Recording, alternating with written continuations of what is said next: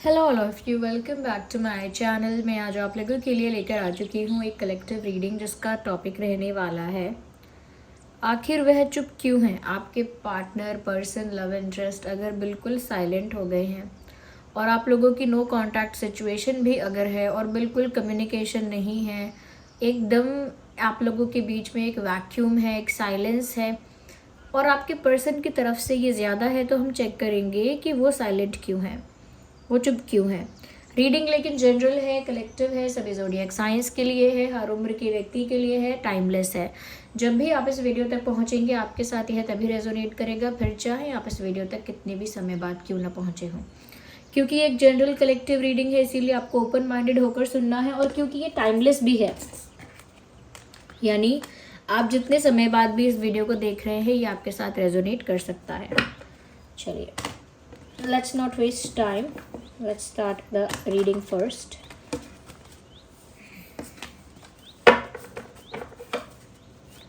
आइए देख लेते हैं आखिर वह चुप क्यों है।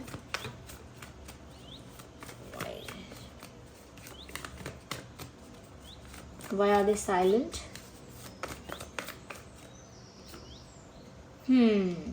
साइलेंस का एक काफ़ी क्लियर रीज़न नज़र आ रहा है व्यूअर्स। साइलेंस इसीलिए है क्योंकि जो इन्हें करना है, नेक्स्ट इनको जो एक्शन लेना है, नेक्स्ट जो स्टेप लेना है, उसके बारे में ये इंसान क्लियर नहीं है। आंखें कवर्ड हैं, ब्लाइंड फोल्डेड हैं, इससे पता लगता है कि इस इंसान का विजन क्लियर नहीं है। फ्यूचर को लेकर, आपको लेकर इनका विजन क्लियर नहीं है, इनकी प्लानिंग अभी क्लियर नहीं है। ऐसा लगता है कि अभी भी ये अपने विचारों में उलझे हुए हैं, अभी भी अपने लाइफ में दो रास्तों के बीच में अटके हुए हैं और कोई डिसीजन नहीं ले पाए हैं। एक स्टक सिचुएशन लगती है इस इंसान की मेंटली। ओके, एक्चुअली में ऐसा नहीं है कि किसी परिस्थिति में फंसे हैं या फंसी हैं। इनफैक्ट मुझे लगता है कि इमोशनली और मेंटली इनकी सिचुएशन ज़्यादा ऐसी है। मुझे लगता है कि इमोशनली ये इंसान काफ़ी ज़्यादा स्टक फील कर रहे हैं और इस वजह से इनडिसाइसिव हो रहे हैं, डिसीजन नहीं ले पा रहे हैं। यस, दो रास्ते हैं। एक ऐसे पॉइंट पर खड़े हैं जहाँ से दो रास्ते जाते हैं। ऑफ कोर्स एक आपकी तरफ जाता है व्यूअर्स, और एक दूसरा किसी और सिचुएशन को इंडिकेट कर रहा है यहाँ पे। ओके, तो दो रास्ते इनके लाइफ में नज़र आ रहे हैं।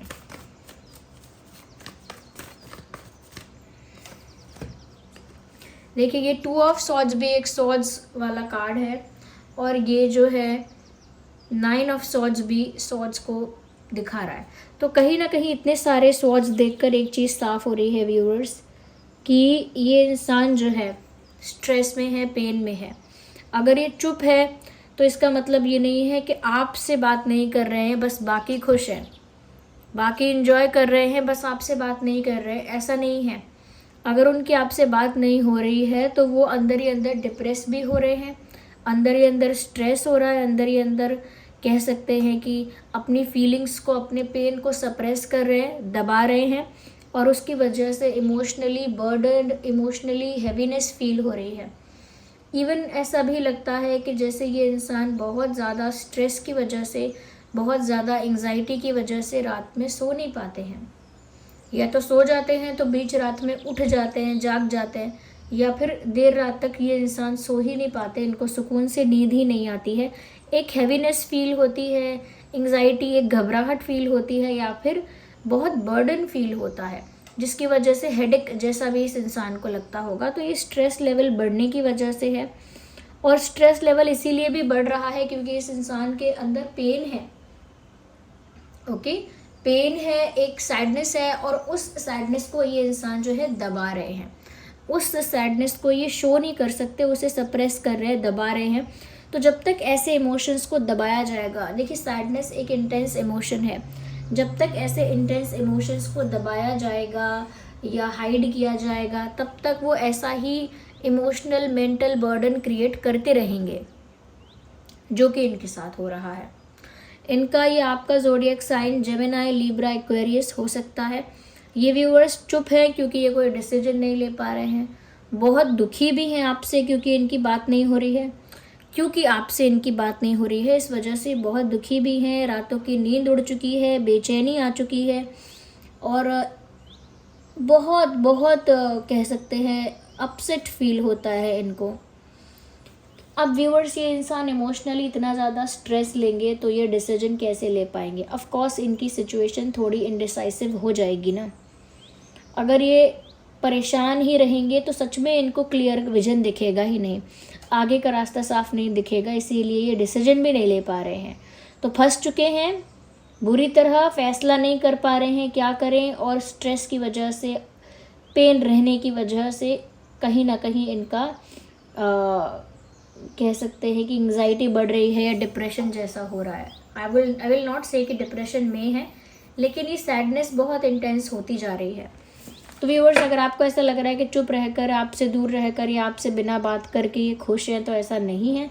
इनफैक्ट ये खुद भी परेशान है, और क्योंकि ये अभी अपने ही रास्ते में उलझे हुए हैं, समझ नहीं आ रहा क्या करें, इस वजह से ये कहीं ना कहीं कुछ बोल भी नहीं रहे हैं, क्योंकि कुछ डिसाइडेड ही नहीं है क्या करना है आगे, प्लान ही क्लियर नहीं है। देखिए, एक और कार्ड अनफोल्ड हुआ है, ये भी स्वॉर्ड्स का कार्ड है। आप इतने सारे तलवारें देख सकते हैं, यहाँ भी स्वॉर्ड्स, यहाँ भी स्वॉर्ड्स, यहाँ भी स्वॉर्ड्स। इवन ये तो 5 ऑफ स्वॉर्ड्स का कार्ड है, जिससे क्लियरली पता चलता है कि यहाँ पर बात हो रही है किसी कॉन्फ्लिक्ट की। आपके और आपके पर्सन के बीच में किसी तरह का कोई कॉन्फ्लिक्ट, किसी तरह का कोई झगड़ा, मनमुटाव ऐसा हुआ है मुझे लगता है, क्योंकि यहाँ पर ऐसा लग रहा है कि इस इंसान ने आपको रुलाया है और अब ये खुद रो रहे हैं। They made you cry.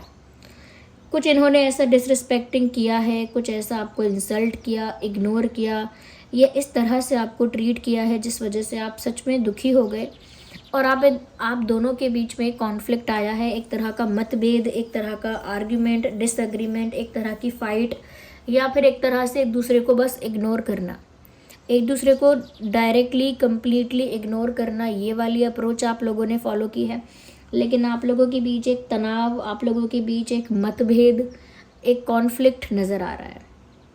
और उस कॉन्फ्लिक्ट के बाद आपके पर्सन के तो चेहरे के रंग उड़ गए हैं। ये इंसान बहुत ज़्यादा, कहते हैं ना कि एक लड़ाई तो जीत ली, लेकिन सब कुछ हार दिया उन्होंने। जैसे इंसान जैसे घर में कोई राजा का ख़ानदान है, उसमें 4-5 बेटे हैं उसके, और फिर सारे बेटे थ्रोन लेना चाहते हैं, और एक सबको मार दे, बाकी भाइयों को मार दे और एक बैठ जाए, या बाकी परिवार वालों को भी प्लानिंग कर करके, पॉलिटिक्स कर करके मार दे, और अकेला फिर बैठकर जीत जाए सब कुछ, अकेला बैठे गद्दी पे, थ्रोन पे। तो व्यूवर्स, वो एक ऐसा राजा है जो जीत कर भी सब कुछ हार चुका है। अब उसका कोई अपना, उसको जेन्युइनली प्यार करने वाला, एक फैमिली जैसा केयरिंग, जिसके साथ अटैचमेंट हो, जिसके साथ वैल्यूज़ अटैच हो, जिसके साथ कहीं ना कहीं आप बिलोंग करते हैं, कुछ नहीं बचा। उसने अपना सब खो दिया। उसने जो प्रेम की, जो बच्चों की शुरुआत होती है, परिवार से शुरू होती है, उसने वही ख़त्म कर दिया। तो एक ऐसा ही, मतलब मैं छोटे लेवल में कहूँगी कि इन्होंने एक जंग तो जीती है, लेकिन इन्होंने जीत कर भी सब कुछ गंवा दिया है। जैसे जो लोग सिर्फ एक गेम जीतने के लिए अपना सारा पैसा, धन दौलत, घर बार सब लगा देते हैं दाव पे, और फिर हो सकता है, okay, that example is not applicable here, क्योंकि मैं जो एग्जाम्पल दे रही हूँ उसमें तो इंसान चीज़ें लगा कर रिग्रेट करता है, और यहाँ पर ये रिग्रेट कर रहे हैं। मे भी ऐसा लगता होगा कि ये खुश है अपने डिसीजंस को लेकर, अपने बिहेवियर को लेकर प्राउड फील कर रहे हैं, पर ऐसा कुछ नहीं है, कोई प्राउड फीलिंग नहीं है।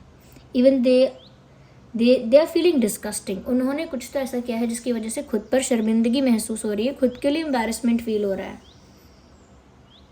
तो इन्होंने व्यूअर्स एक जंग जीती है, मुझे लगता है ईगो का कोई बैटल है। ओके, ये एग्जाम्पल सही रहेगा।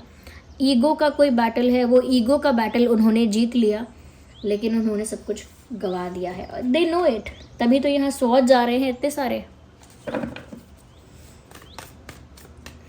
व्यूअर्स, मुझे लगता है ये इंसान आपको फेस नहीं कर सकते हैं। यहाँ पर आंखें कवर्ड है, तो ये आपसे आंखें भी नहीं मिला सकते हैं। They can not make an eye contact with you, क्योंकि इतने एम्बैरेस्ड है, इतने शर्मिंदा हैं कि ये आपसे आंखें नहीं मिला सकते। दूसरी चीज़ मुझे दिख रही है कि ये आपको फेस नहीं कर सकते डायरेक्टली। ओके, जैसा इस इंसान ने कर दिया है या जैसा रिग्रेट इनको हो रहा है, जिस तरह का गिल्ट या कह सकते हैं डिस्गस्टिंग फील हो रहा है, ये आपको फेस टू फेस नहीं मिल सकते, या ये कह सकते हैं कि आपको फेस नहीं कर सकते। Okay, this person can not face you confidently. उतना हिम्मत अब नहीं है कि वो आपको कॉन्फिडेंटली फेस कर पाए, और जो उन्होंने आपसे मतभेद किया है वो मतभेद अंदर से उन्हीं को कमज़ोर कर रहा है।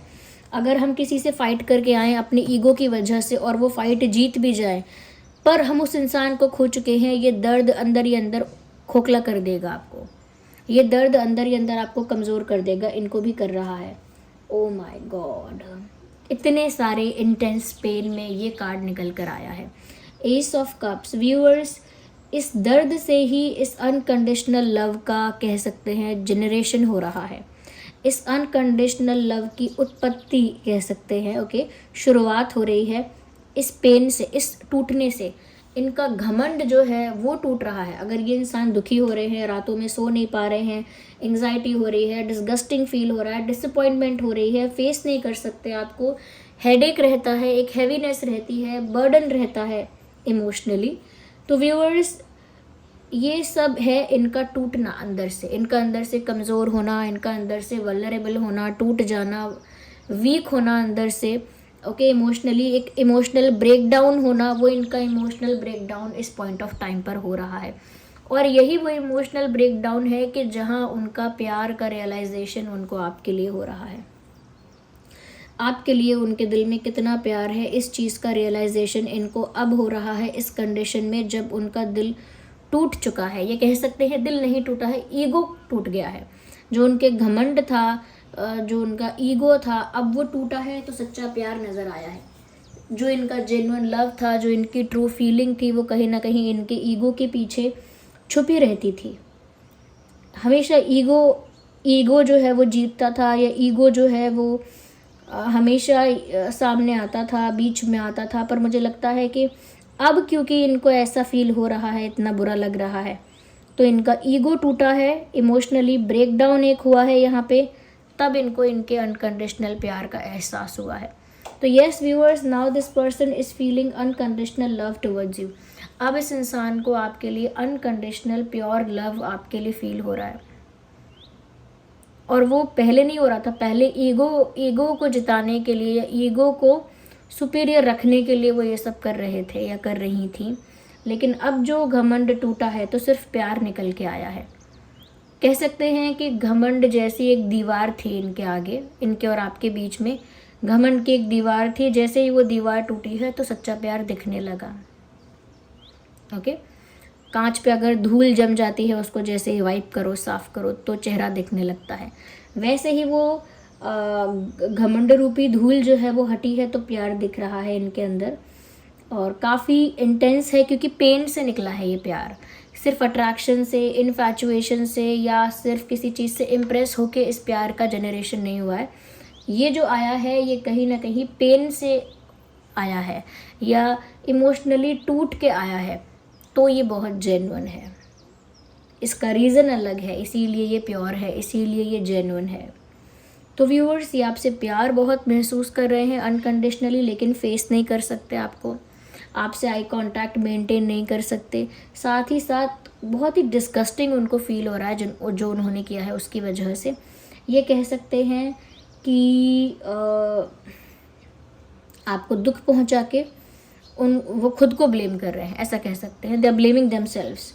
तो यहाँ पर जेमिनाई, लीब्रा, एक्वेरियस के अलावा कैंसर, स्कॉर्पियो, पाइसिस भी हो सकता है आपका और आपके पर्सन का साइन। तो ये कुछ कारण हैं जिनकी वजह से वो आपसे बात नहीं कर रहे हैं।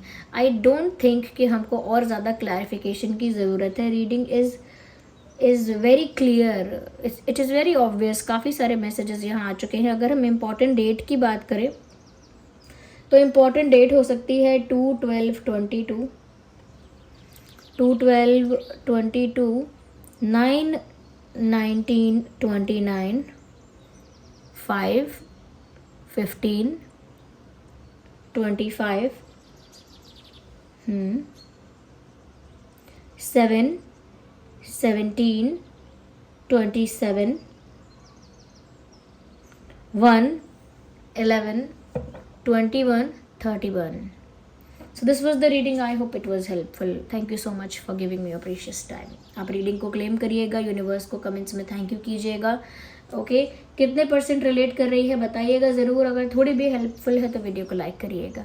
चलिए मिलते हैं अगली रीडिंग में. तब तक के लिए bye bye family. Love you all. Take care.